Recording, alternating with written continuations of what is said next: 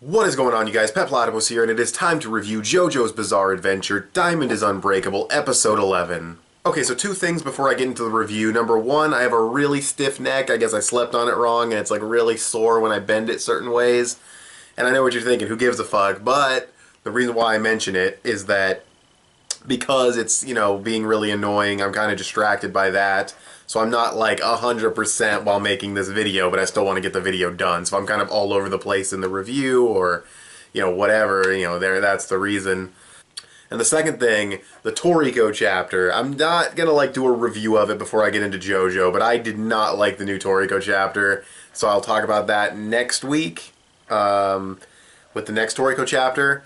I just don't feel like making a video on this one, but no.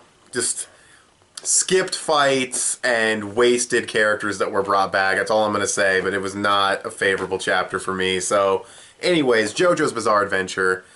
You're liking teasing Joseph Joestar. I'm noticing that. I'm noticing that 2 episodes in a row. You're liking teasing this motherfucker. But it's going to be awesome when he shows up, even if he is super old. I mean, it's like Jotaro said. He's super old now. He's not what he used to be. He's forgetting things. He's going a little senile, but he's still Joseph Joestar. It'll still be really cool to see him. It'll just be cool whether he's old or not. It'll just be cool to see 3 JoJos in one episode. You know what I mean? I mean, technically we saw 3 JoJos in this episode because we saw Jotaro and Josuke in the back of Joseph, but that doesn't fucking count. So we just have to wait till next episode to actually see him in full, and especially see how him and Josuke are going to interact with each other, seeing as how he is Josuke's father. But that's future characterization. For this episode, the characterization we got was mostly for Okuyasu. He says a couple of interesting things when he fights Red Hot Chili Pepper. He says that his brother deserved to die and that he doesn't want revenge because, you do bad things, something will eventually come up and get you back for it, it'll bite you in the ass. And he says that to kind of make it sound like he doesn't want to get revenge. So I don't know if that was a lie or if he really believes that but still wants revenge anyway for his brother's life. But, he tries to trick Red Hot Chili Pepper, but he does a pretty poor job of it because he's dumb. But, he tried. But the fight was actually pretty cool. The animation could have been better in this episode. It was nothing spectacular.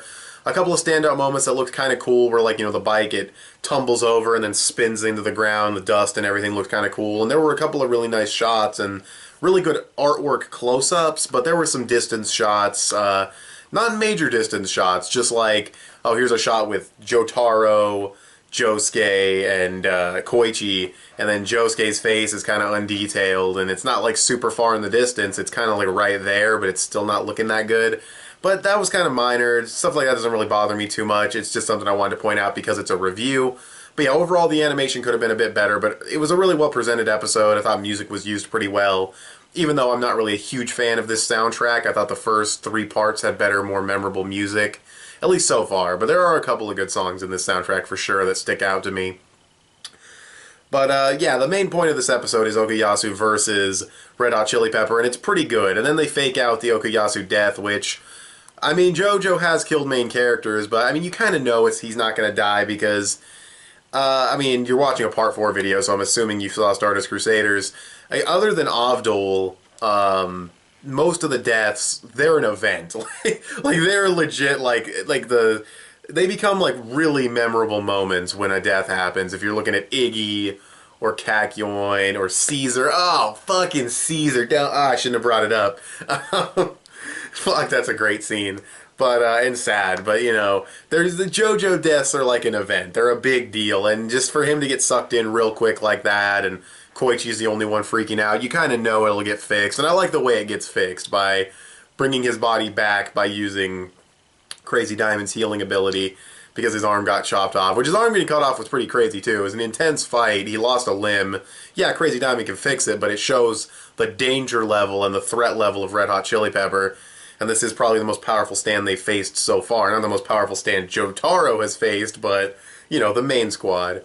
Because Jotaro really isn't a part of them. The opening makes it look like he is, but he really isn't, at least up till this point. He only appears a couple times, but, rambling aside, this episode was really good with characterization for Okuyasu. I'm interested in where he's going to go with the revenge thing, because I do forget how this all plays out. The way it played out in the manga, I should say. Red Hot Chili Pepper, we're probably going to see his full appearance next week, which will be interesting. and, well, the actual stand user's appearance. And, yeah, I don't know what else to really say. I mean, we had a little fight between Jotaro and him, which was basically Jotaro just, or not Jotaro, Josuke basically just beating the shit out of him with the fucking Dororas. And it was really cool, though.